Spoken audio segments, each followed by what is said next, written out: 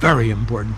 You know, even to we grown-ups, it's important, even though we're essentially done. That's what explains amusement parks. Why we have the Ferris wheels in amusement parks and the things that turn you upside down and the shoot-to-shoots and all of that.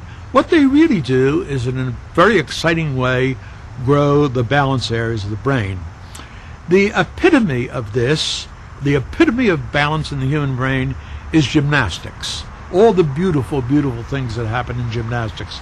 So it's one of the important reasons why we teach our babies gymnastics, to grow the balance areas of the brain.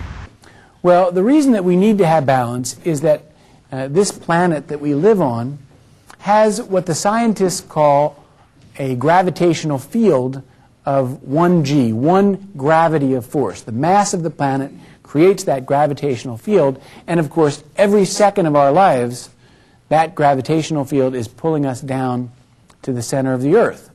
So we human beings have developed very specific parts of our brain in order to handle that incredibly powerful force of gravity. Now, where are the balance areas of the brain? Well, right here inside the ears there is the vestibular mechanism, or the semicircular canals, and these canals are part of the central nervous system. They are lined, the interior walls of them are lined with little hair-like appendages called cilia, and they are filled with fluid. So as I move my head around, the fluid will tend to remain at rest, but different sets of cilia will be stimulated, and they then send electrochemical impulses to the brain, and the brain then determines what's forwards and backwards and left and right, or the process of the body turning from the left to the right, or vice versa.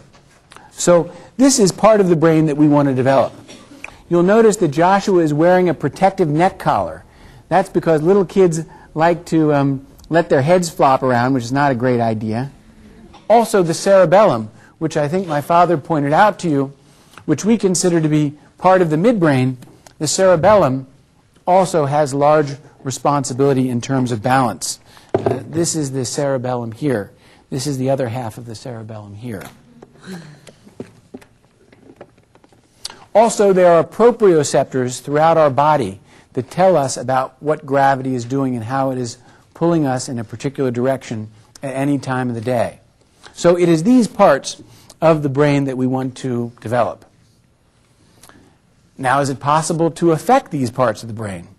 Sure, easy. If you ever jump out of bed too rapidly in the morning, you may feel a little dizzy. So, in effect, these parts of the brain didn't get a chance to turn on before you jumped out of bed. If you've ever had too much to drink, these areas of the brain are affected and one begins to lose one's balance.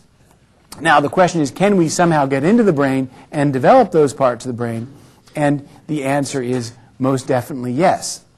Now, you've already learned about Boris Klosovsky, the famous Russian neurophysiologist who did the experiments with the kittens and puppies. Yes, you all remember? Well, it was specifically the cerebellum. This is the part of the brain that Klosovsky studied. And remember that the kittens and puppies who grew up in an environment where the vestibular mechanism was being stimulated, they had this part of the brain that was 22 to 35% bigger, a whole third bigger than their brothers and sisters that didn't have that kind of opportunity. So that lays the foundation then for the next level, which is level 3. So this is the marvelous level of mobility called creeping, where the tiny baby goes from being on the floor in the prone position, and of course babies start to experiment with getting into 3 dimensions. So they do something like this and they look around, and of course parents are thrilled when they see this kind of thing happening. And then babies experiment with trying to get their butt up in the air like this, and then that day comes where they manage to put together both of the 2 activities, and now they're up in the quad position. And babies get in this position, then they begin to experiment with, they rock back and forth, they rock to the side, they begin to move their weight so they can start to pick up their hands, and then they can begin to experiment with actually starting to move forward. So